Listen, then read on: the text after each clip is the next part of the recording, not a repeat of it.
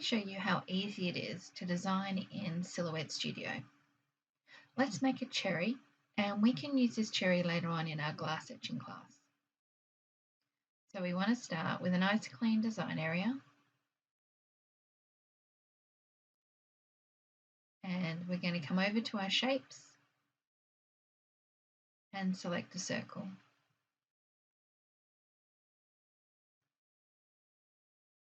Let me zoom in a little bit. We're a little bit far out. Okay, so with our circle, we don't need a perfect circle. These are cherries. Cherries aren't a perfect circle.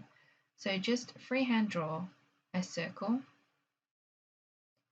And once you have one circle, I want you to draw a smaller one and intersect it over the larger one, like I'm showing you.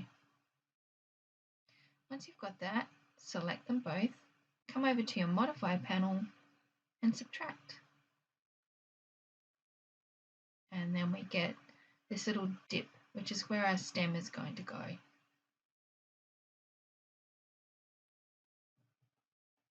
If we now double click on our design, we can open up the point editing menu. And from here, we can make any other adjustments that we'd like to make to our cherry base. So I would probably recommend getting rid of any sharp sort of corners and edges like we would have here. So if you select the point, and then you can make a curve, and then if you pull the blue line, you can adjust the curve. So I'm just going to do some playing with this until I'm happy.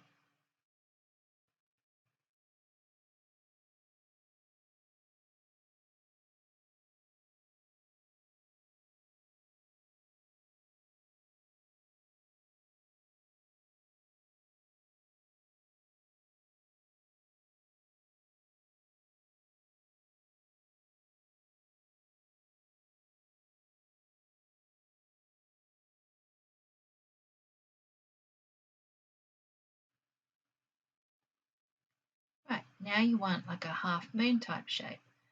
Now you can either get this from the advanced shapes, which is in designer or business edition. If you don't have those editions and you have basic editions, then you can just use a circle and use your point editing menu to reduce it down. So I'm just working with the moon shape for now, and I'm just softening out the corners, and then I'm going to make it thinner because this is going to be like a little light spot on the cherry. A little bit of glare, I suppose.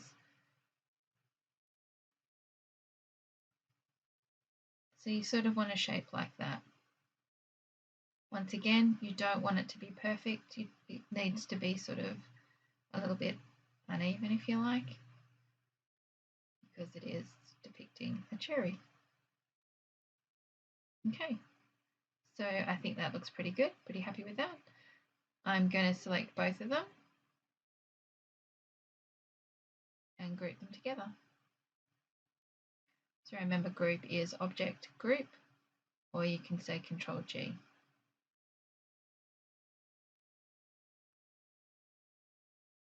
Or you can do Control G, sorry. Okay, so let's copy and paste our cherry. So we want two. Sort of place it so slightly higher than your first one. Right, let's make the stem. So now we just want a rectangle.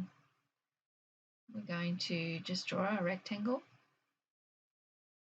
and you're doubting me about now, and then we're going to place it in the right position. So where that dip is where we want it to start.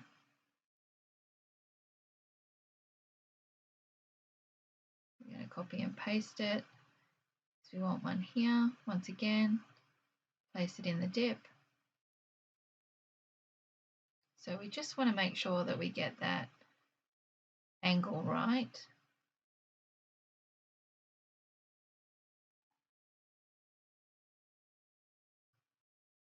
And we do want them to overlap the stems at the top. Alright, so the stems is very easy. All we do is open the point editing menu and we're going to put in some extra points. Now to put in an extra point, you simply click where there isn't a point and it'll put an extra one in. So you can see I've put in extra ones to make that bottom bit rounded. And now if I click, I add a point and I can start bending in my stem. Yeah, put the curve on, adjusted the blue lines, and we now have a stem type shape. So let's do that on the second one. So once again, I'm going to add some points into the bottom and I'm going to pull them out so they sit with the dip in my cherry.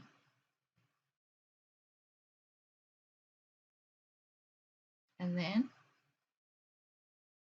I'm going to add a point. So I'm going to click and add a point in there. I'm going to make a curve and then I'm going to adjust that until I get the look that I want.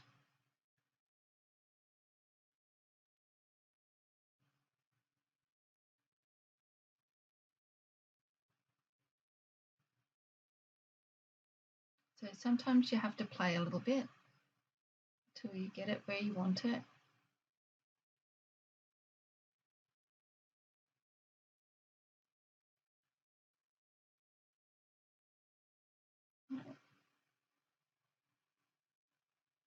We'll just adjust this bit here.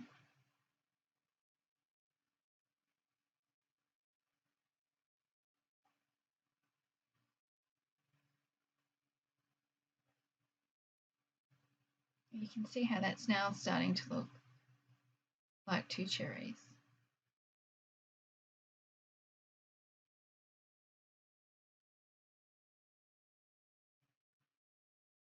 Okay, now we want to join the top together. So let's just overlap them. Remembering we still want our cherries separate, we don't want them overlapping, just our stem. Select the stems, because we haven't grouped them to the cherries, and weld them. And now let's use our point editing menu again, and we'll just get rid of this funny bit here.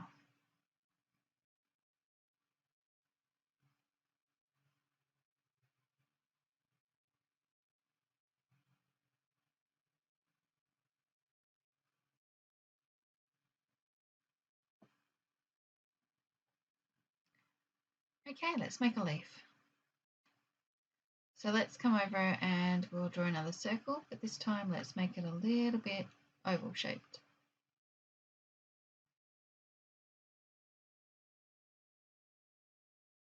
You can use your green rotation tool to rotate it into the right position and at the right angle.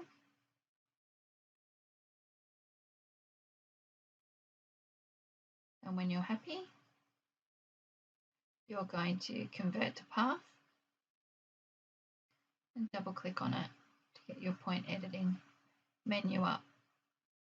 So what you want to do is you want to point one section of the leaf and at the other end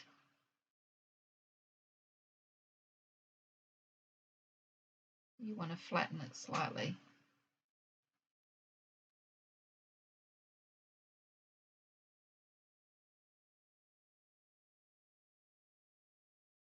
Alright, so then we want to grab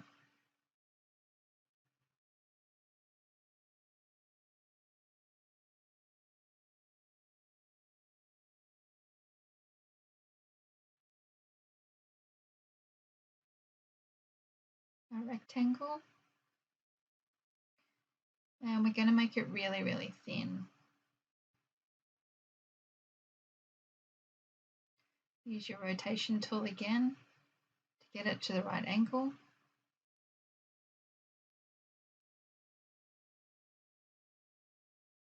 Convert to path. Double click to bring up your point editing menu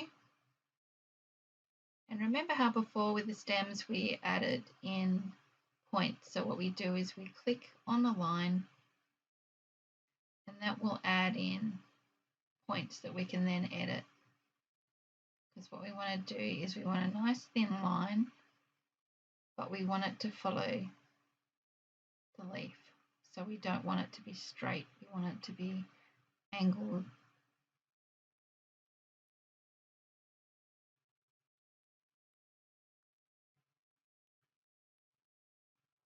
Once again, we don't want it to be perfect. We want it to look like a leaf. Right, let's grab another rectangle and let's do a small stem. Use our rotation tool to place it.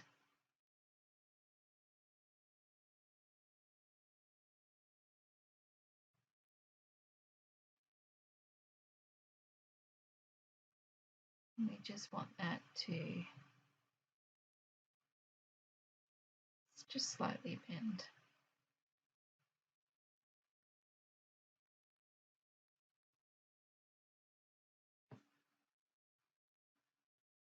And once you're happy with it, what you want to do is select it all, go up to weld and weld. And let's take a look. We have 2 cherries on a stem and a leaf. And we've done that all with shapes and using a modify panel and our point editing menu.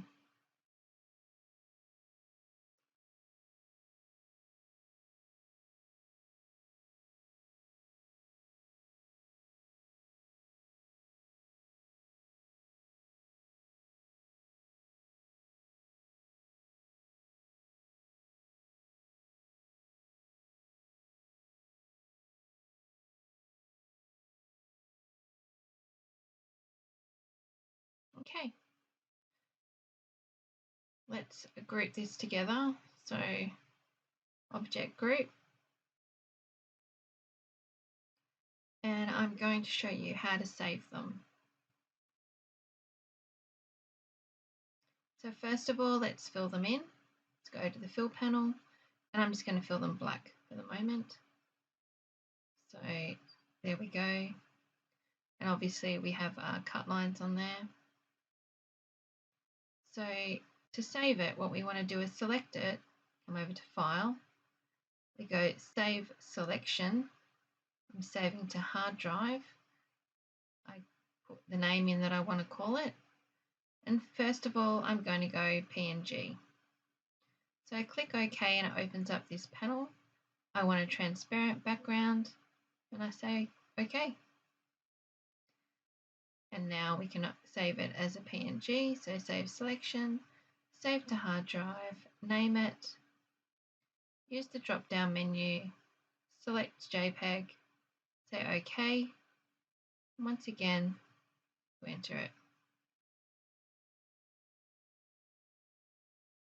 And third time, let's name it.